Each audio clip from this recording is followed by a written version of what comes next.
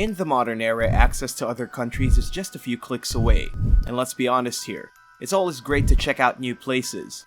While the thrill of traveling can never be questioned, the culture of a foreign land can come to many as either intimidating, fascinating, mind-boggling, and emotionally fulfilling. From the various people we talk to, the festivals we celebrate, the art and architecture that show the history of a country, to the food being served to the general populace. The Philippines is home to beautiful beaches, hospitable people, pristine hiking sites, and a rich history that still shows despite the times. Prior to the days of colonization, the country has already experienced a fulfilling cultural identity, and we can still see it preserved by the descendants of the original tribes within the outskirts of modern Philippine civilization. Given that, every single island of the country carries a unique culture and history, rooted in various interactions with their Indo-Pacific neighbors, Chinese merchants and immigrants, and the various other visitors that have landed into the young, tiny archipelago. In this video, we'll do a crash course as to why you should check out the Philippines, where you should go, and what to do when you're there. So anyways, the Philippines, an archipelago located in the heart of Southeast Asia, right beside the West Philippine Sea. It is separated into three distinct island groups, Luzon, Visayas, and Mindanao. The country might be small, but it houses over 7,000 islands, and each of them carry fully functioning civilizations and natural eye candy if you're a fan of that stuff. If you want historical sites, they have that. Bustling cities with top quality restaurants? Go right ahead. Forests and mountains that connect you with the earth? Absolutely. How about tropical paradises with clear water and rich marine life? Go crazy. What we're saying is, the Philippines might be the complete package that you're looking for in your next vacation. Filipinos pride themselves as hospitable beings that always treat their guests right. It's pretty evident from when you land and on your way out. You'll feel the warmth all the way through. So when you step foot onto every new city you stumble upon in the Philippines, expect the service to be top-notch. Not to mention, there's always a cause for celebration for Filipinos. From fiestas to just wanting to have fun, there will always be a time to sing, drink, and eat.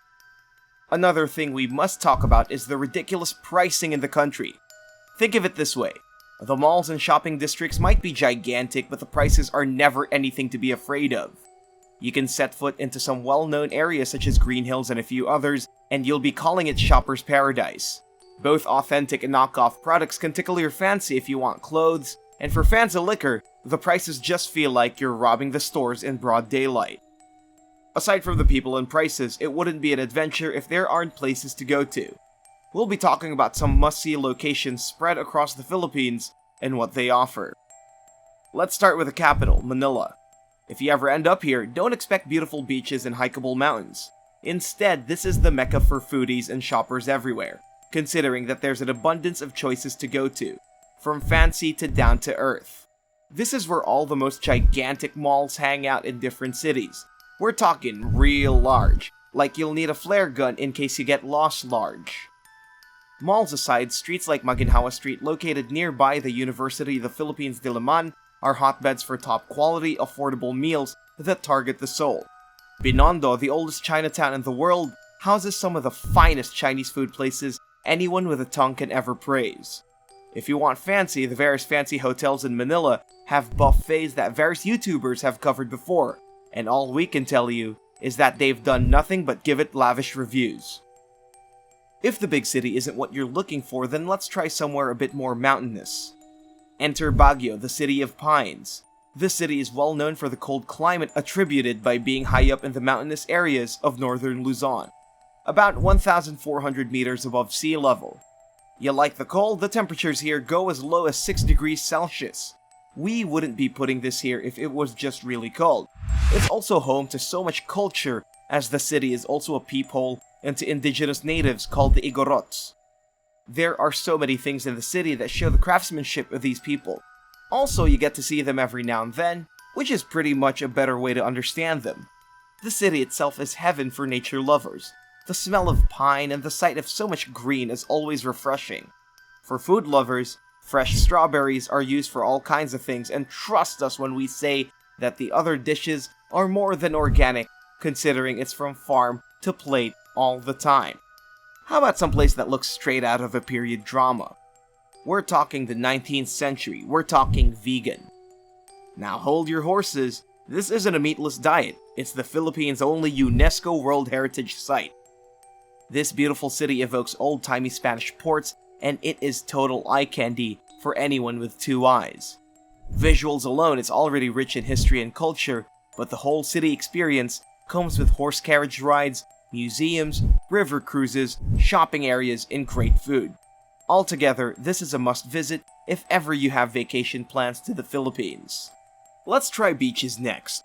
This is a tropical country after all, so we're bound to explore the seas sooner or later. And why not start with Palawan, a massive island of nothing but great beach after great beach. El Nido, Coron Island, Honda Bay, and many others have enticed many a traveler with beautiful blue water and pristine white sand. The shores aren't the only great thing either, friend. When you go diving into the sparkling waters of Palawan, you'll see a rich ecosystem teeming with wildlife. That alone can get people to reach for their smartphones to book a flight. Aside from that, the Puerto Princesa subterranean river is another experience that you shouldn't miss at all. We're far from done, by the way. So far, we've only covered the upper half of the Philippines, or the Luzon area. In our next video, we'll be talking about the beautiful places in Visayas and Mindanao for our Part 2. So go ahead and check that out if your curiosity hasn't been piqued yet. As for this one, don't forget to like, share, and subscribe, and we'll see you in the next video.